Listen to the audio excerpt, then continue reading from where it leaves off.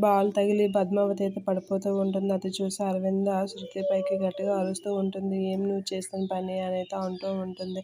ఆ బాల్ కానీ నాకు తగిలితే పరిస్థితి ఏంటి అనైతే అంటూ ఉంటుంది. ఆ మాటలకి శృతి అయితే సారీ అక్క, నేను అలా జరుగుతుందని అనుకోలేదు, ఇలా తగులుతుందని అనుకోలేదు అని అంటూ ఉంటుంది. ఆ మాటలకి అరవింద అయితే ఇలా అనుకుంటూ ఉంటుంది మనసులో. అక్క అని పదం ఎంత బాగుందో అని అయితే మనసులో అనుకుంటూ ఉంటుంది.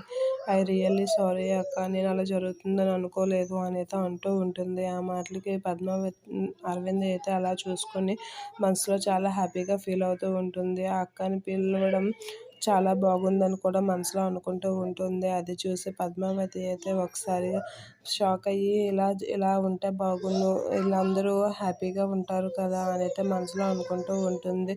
శ్రీనివాస, వీళ్ళని ఇలాగే ఉంచు, ఒకరి మీద ఒకరికి ప్రేమ కలిగేటట్లు చూడు అని అయితే మనసులో అనుకుంటూ ఉంటుంది పద్మావతి.